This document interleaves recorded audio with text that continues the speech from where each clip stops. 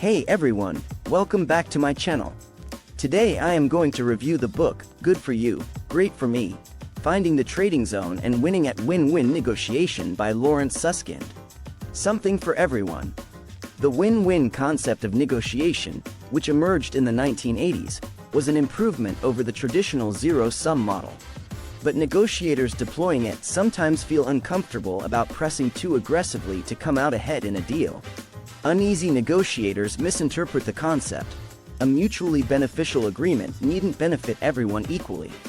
One of the trickiest aspects of negotiation is figuring out how to deal with an individual who cannot be convinced by the merits of evidence or arguments.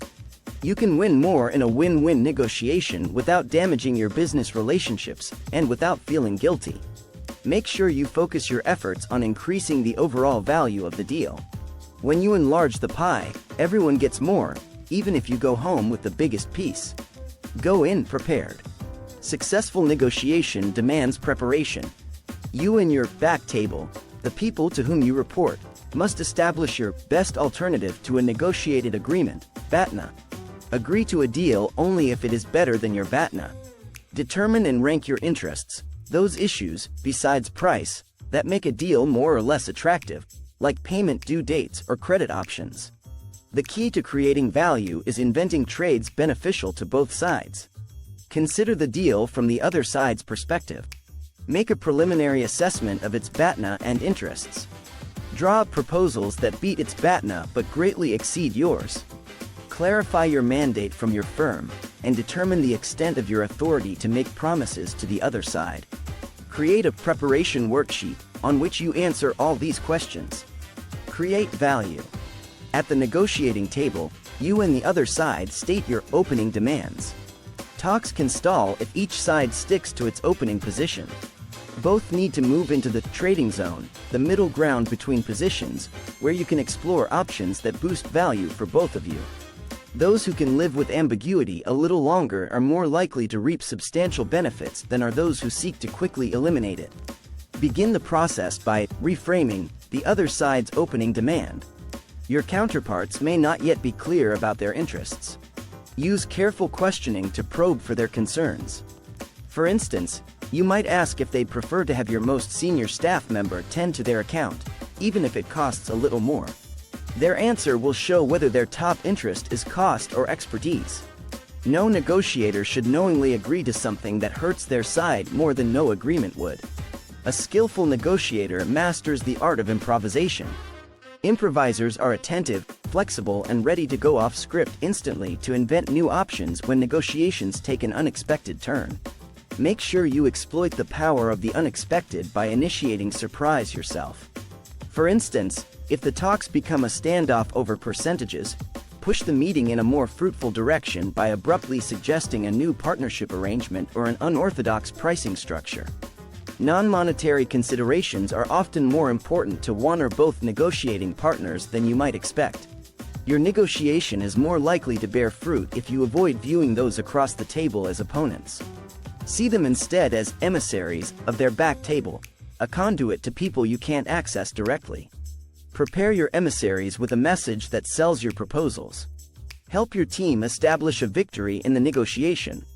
If your side's ability to build value allows it to gain more than your BATNA, you can claim a legitimate win. Overcoming roadblocks. You may encounter negotiating partners who behave irrationally, stubbornly, or dishonestly. Sometimes you simply cannot find a rapport with those on the other side. People disagreeing about the legitimacy of each other's claims must first reach agreement on the questions and topics to include on their negotiation agenda. Your negotiating partners may appear to be irrational only because you don't understand their perspective. Perhaps they must deal with new company guidelines or feel anxious about impressing their superiors. Make progress by trying to discover the problem facing your adversaries. Agree to a handful of demands, and see if that moves the conversation forward. The process of asking and listening to assess interests should always come before proposing options. Sometimes your counterparts may adopt an apparently irrational position as a hard bargaining tactic. In this case, don't pay too much attention to their demands. Keep the focus on each side's interests. Communicate your limits. Sometimes, irrational-seeming negotiators only want to see how far they can push you and will back off when you set a clear limit.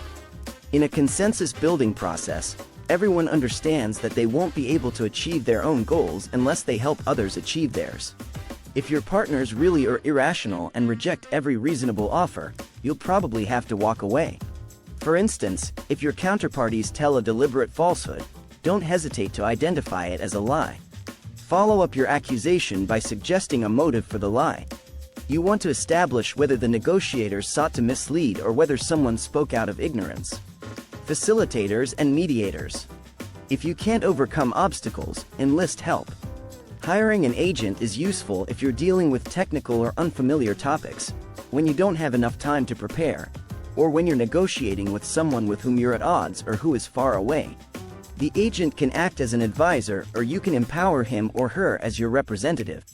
Bring in a neutral person, such as a mediator or facilitator, to act as a referee. Facilitators generally step in early in the process, keep the talks on track by imposing time limits on speakers, intercede if tempers flare, and prepare periodic progress reports. A mediator usually gets involved when a dispute breaks out or if the talks reach an impasse. A pact that lasts. Aim to craft an agreement that you can adapt to unexpected events, such as a stock market fall or a dispute with your partners. One technique involves contingency agreements. You anticipate various possible futures and prescribe what to do if any of them happens. A contingency agreement often has a self-enforcing quality. By spelling out the consequences of non-compliance, it provides an incentive for all of the parties to live up to their commitments. Situations appearing to be zero-sum rarely are. The contract should include dispute handling clauses, describing the procedures for resolving conflicts before they lead to legal action. Also guard against disputes by holding follow-up meetings to assess progress, to determine whether the parties fulfill their obligations and to course correct if necessary. Negotiating in special situations. Negotiating isn't a one-size-fits-all skill. You need a variety of strategies and tactics in your toolbox for a wide range of situations. 1. When you face hostile negotiators. This scenario can develop when a company's actions conflict with public interests. 2. For instance, a firm and a group of local residents might disagree over the environmental impact of a new factory. 3. The company hires a team of experts who argue the plant will have little impact. 4. The residents respond by hiring their own experts, who come to a different conclusion. 5. The parties should form a joint fact-finding initiative, mutually select a multidisciplinary team of neutral experts and assess the team's findings together. 6. The 900-pound gorilla. If you're negotiating with a more powerful partner, aim for an elegant solution by countering the powerful partner's demand with a proposal that generates more value for both parties. 7. Appeal to the other side's sense of fair play. 7. Level the playing field by forming strategic alliances with other parties. 8. Multi-party negotiations. In this scenario, hiring a professional facilitator or mediator makes sense. 9. If one of the parties tries to guide the process, the result may feel like a power grab. 10. A trained neutral agent can lead all parties into the trading zone, perhaps even when they can't get there themselves. 11. To prosper in a multi-party environment, pursue a coalitional strategy. Increase your clout by forming alliances. 12. Bargaining with strategic partners. The goal here is to work out arrangements that benefit you without damaging long-term relationships. 12. Pay close attention to your partner's needs and interests. 13. Focus on creating value more than on increasing the size of your share. Give up a short-term gain if it leads to long-term returns. 13. Getting to know the other side's negotiators on a personal level builds trust. 14. Negotiating with a distributed workforce. A decentralized organization can negotiate effectively if its people can access information and communicate in a timely way. 15. This is important if one branch of the firm has knowledge that's helpful to the others, or if you need to be able to involve two or more branches in one negotiation. 16. All of your organization's dispersed workers need to be able to discuss unexpected developments. 17. Mediating internal negotiations. To resolve conflicts among departments in your own organization, use a 3-step process. 17. First, analyze the sources of the discord with the help of an external consultant. 18. Second, hold meetings in which each group identifies its needs and generates a range of options that address everyone's concerns. 19. Third, aim to arrive at decisions by consensus rather than by majority rule. 20. Relying on a majority vote can squelch the search for creative solutions and often produces a resentful losing side. 21. In the effort to build consensus, each negotiator should offer solutions that seek to benefit everyone. 22. You're trying to build unanimous or near unanimous support for one solution. 22. Consensus is the goal in any multi-party negotiation. 23. Culture clash. In today's global economy, you are likely to negotiate at some point with members of other cultures. 24. Each culture has its own style of deal-making. 25. You're better off adapting your strategies to the other party than trying to change their style or culture. 26. Research your foreign partner's career and pay close attention during the talks to avoid any misinterpretations. 27. Guard against missteps by hiring someone from the other party's culture as an advisor. Take the lead. A company's leaders should empower their negotiators and help them refine their skills. A facilitative leadership style is the most effective. In contrast to a top-down leader, a facilitative boss doesn't simply issue orders. Instead, this kind of leader supports your negotiators' sense of responsibility and self-direction. Collaborate with your team to define your organization's processes and give them the resources and leeway they need to make decisions. Winning at win-win negotiation, even when the parties are seriously at odds, requires an effort to create value. Leaders need to put procedures in place to assess the negotiating team's performance and enhance its abilities. Techniques can include: 1. Evaluation. Assess your team members on such criteria as preparation, listening, generating value, building relationships, and adapting to changing conditions. 1.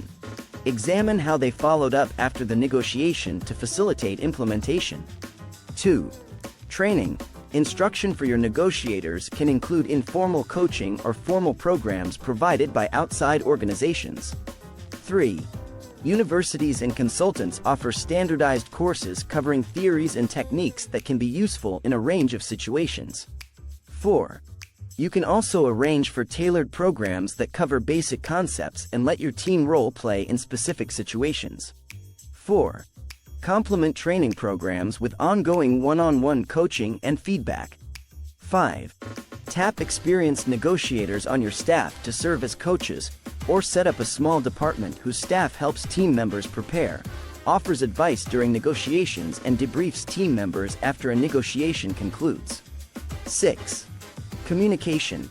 Foster improvement by reporting the results of the company's negotiations to the staff. 7. Consider publishing an internal newsletter that examines a recent negotiation and outlines where it succeeded and where it fell short. 8. Such communication signals your employees that the company follows the results of its negotiations carefully and prioritizes important negotiating concepts. 9.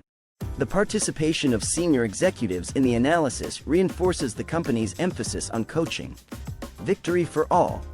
If you manage to increase value for everybody, you enable the people on the other side to go to their back table and declare victory. As a result, you can in all fairness claim the lion's share for your side and call the outcome a win for everybody. Takeaways. A win-win negotiation benefits all of the participants. Claim a larger share of the benefits by increasing value for everyone. Before making proposals, discover your negotiating partners' unspoken needs and interests. Help the people on the other side sell the agreement to their back table. Agree to a deal only if it beats your best alternative to a negotiated agreement, BATNA. Professional facilitators or mediators can help create value. A skillful negotiator must master the art of improvisation. Facilitate a contentious negotiation by launching a joint fact-finding initiative. To shield your agreement from changing conditions, insert contingency clauses. Continually improve your team's negotiating skills through training and mentoring. If you enjoyed watching our content and want to stay updated with our latest videos, we'd greatly appreciate it if you could subscribe to our YouTube channel. Your support truly means the world to us. Thank you so much for tuning in and watching.